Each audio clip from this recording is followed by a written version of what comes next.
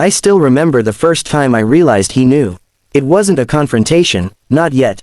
It was a look, a quiet, almost imperceptible pause when I walked through the door, my phone buzzing in my hand, a message that should have stayed hidden. I froze. The air around him was calm, almost too calm, and I thought I had been careful.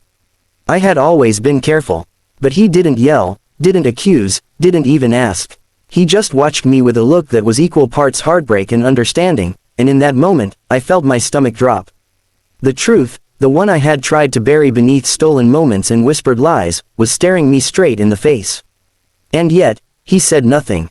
Instead, he smiled politely, kissed me on the cheek, and went about his day as if nothing had changed.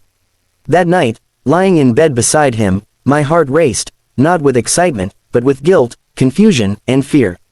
How could he know, and why did he let it continue? I tried to convince myself it was temporary, that he didn't really understand the depth of what I had done.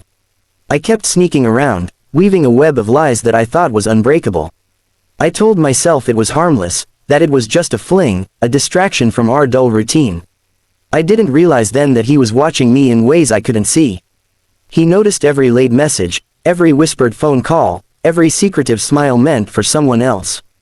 But instead of confronting me, he planned. Every step I took, every careless thrill I indulged in, he catalogued quietly, meticulously, knowing the moment would come when he could no longer pretend. And that moment wasn't sudden, it was deliberate. I had handed him the power without even knowing it, and he wielded it with a patience I hadn't expected. By the time I noticed, it was already too late.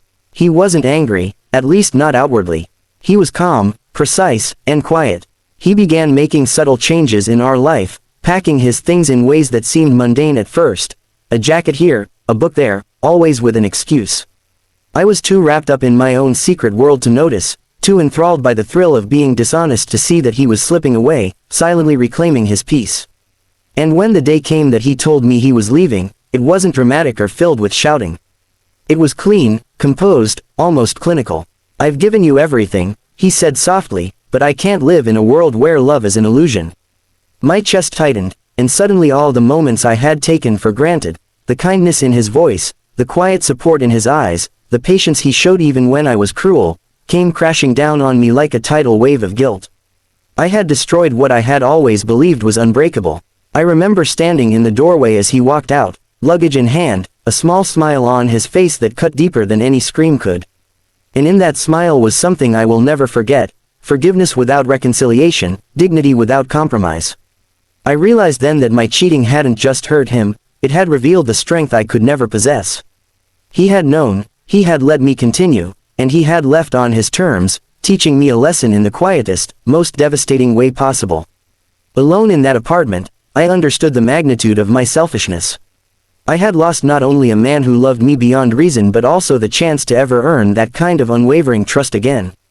And in the silence, I vowed that I would never allow myself to betray anyone so completely ever again.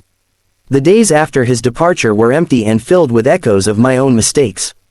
I replayed every moment, every choice, every lie, and finally saw the full picture of who I had been and what I had done. But it wasn't just regret. I realized there was a lesson buried in the ashes of what we had shared. Love, true love, isn't just about passion or comfort, it's about respect, trust, and the courage to face truth, even when it hurts. He had shown me this in the most painful way, letting me learn the consequences of my actions without ever having to yell, scream, or humiliate me. And while I would carry that shame forever, I also carried the memory of his dignity, his patience, and the quiet strength that left me utterly broken but profoundly changed. Looking back now, I can see how he planned every step, not out of malice, but out of love for himself and perhaps a faint hope that I would realize what I had risked. He left me with nothing but the truth and the knowledge that some things, once broken, cannot be repaired. And in that truth lies a lesson I will never forget: betrayal may be hidden, but the human heart always knows. And when it finally acts, it does so with the clarity, courage, and self-respect that the guilty will never earn back.